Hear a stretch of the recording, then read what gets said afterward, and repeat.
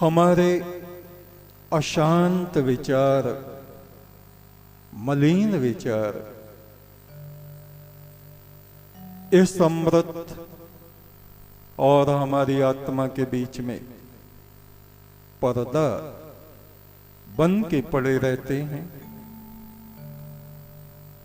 मनुष्य धर्म कर्म भी करते रहते और उनके भीतर दुष्कर्मों की अग्नि भी जलती रहती, बारिश भी होती रहती और घर भी जलते रहते। परम ब्रह्म की तरफ को भी चलते रहते और मन में पशु जैसा भाव भी हमारे बना रहता। इसीलिए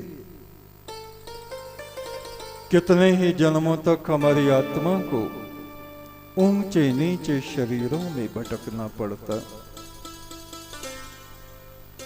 और ये आत्मा मुक्त नहीं हो पाती। जिसके हृदय मोह न माया, अमृत ब्रह्म उसमें समाया। तृष्णा जिसके सिर पे गाजे, वो तूफानों से निकल ना पाया।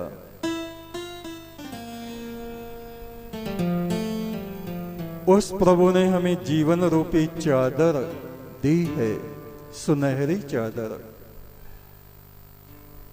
इस चादर को हम मैला कर डालते हैं। जैसे मां सुबह के वक्त बच्चे को धुले धुलाए कपड़े पहनाती है, बच्चा मट्टी में लोट-पोट होता है। सुमरन उस प्रभु का हमारी आत्मा को, हमारे जीवन को सुगंधित बनाता है। इस सुनहरी चादर में कितने लोग सच्चे मोतियों को भरते हैं और कितने लोग इसमें कूड़ा कबाड़ भरे बैठे रहते हैं। हे प्रभु, जिनके हृदय में तेरा सुमरन है, तेरा ही ध्यान है, उनको चारों तरफ इस सृष्टि में उजाला ही उजाला है। उनकी बातें देवताओं और फरिश्तों की बातों जैसी हैं। ये शरीर तो सभी नाशवान हैं, चाहे देवताओं के हों, मनुष्यों के हों, पशु पक्षियों के हों, ऋषि मुनियों के हों। ये शरीर गल जाते हैं, केवल आत्मा का सुनहरा धब्बा बाकी रह जाता है। विष और अमृत हमारे विचारों में, हमारे जीवन में बहता रहता है, बहता रहता है।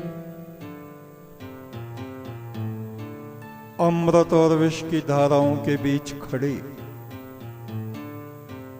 हमको निर्णय करना होता है, हमें किस दिशा में जाना है।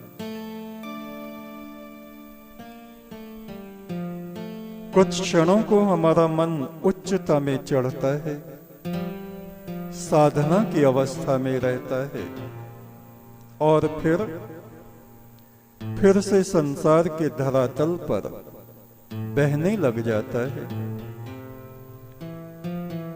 कितनी ही देर कोई आंखें बंद करके उस परम ब्रह्म का सिमरन करते रहें, जब आंख खोलेंगे ये संसार ही सामने आता है। इस संसार में भी वो ही हमको दिखने लगे जिसको हम आंखें बंद करके देखते हैं। तब एक साधक सत्य की साधना में सफल हो जाता है। उसका हृदय जगत की विषमताओं को देख के अशांत नहीं होता। वो सब जगह सर्वत्र उस अमृत की धारा को देखने में समर्थ हो जाता है। ये ही साधना का सर्वोच्च ध्रुव बिंदु है।